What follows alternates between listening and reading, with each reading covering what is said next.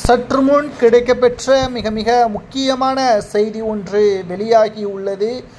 பன்னீர்செல்வத்தின் புதிய கட்சியான எம்ஜிஆர் அம்மா திராவிட முன்னேற்றக் கழகம் என்ற கட்சியில் கூட்டமாக பன்னீர்செல்வத்திற்கு ஆதரவுகளை கொடுத்து வருகிறார்கள் அதிமுகவின் தொண்டர்கள்.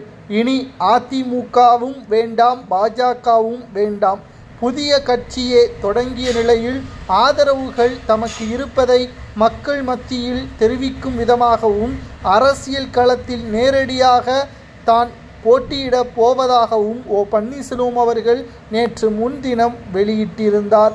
இதற்கு மிக முக்கியமான காரணம் மோடி அவர்கள் பன்னீர்செல்வம் அவர்கள் அனுப்பிய கடிதத்தை புறக்கணித்ததுதான்.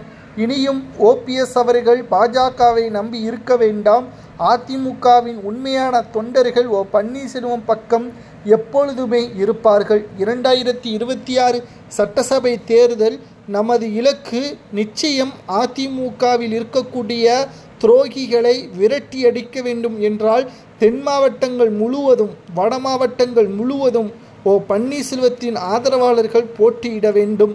கேம் சேஞ்சராக ஓபிஎஸ்ஸின் பெயர் உச்சரிக்கப்பட வேண்டும் என்பதை தற்பொழுது கள நிலவரப்படி பன்னீர்செல்வம் அவர்கள் புதிய கட்சியை வளர்ப்பதற்கான ஏற்பாடுகளை செய்து வருகிறார். தமிழக வெற்றிக் கழகமும் பன்னீர்செல்வம் அவர்களுடன் பேச்சுவார்த்தை நடத்துவதற்கான முயற்சிகளிலும் ஈடுபட்டு வருகிறது. அனைத்து இந்திய அண்ணா திராவிட முன்னேற்றக் கழகத்தை பொறுத்தளவிற்கு மிகப்பெரிய அளவில் மாற்றம் நடக்கும் என்பதில் எந்த ஒரு சந்தேகமும் கிடையாது.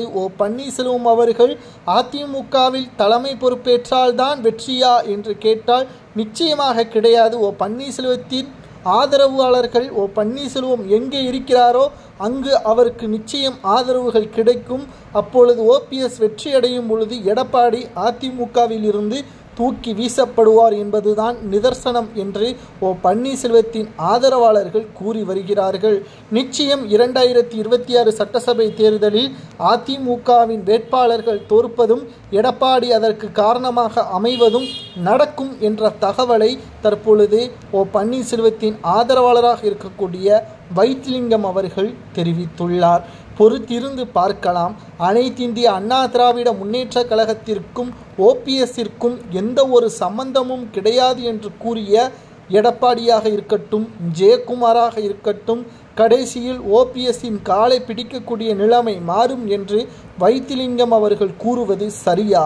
ஓபிஎஸ் அவர்கள் புதிய பாதையை தொடங்கிவிட்டார், புதிய கட்சி வெற்றியடையுமா என்பதை கமெண்ட் வாயிலாக கூறுங்கள்.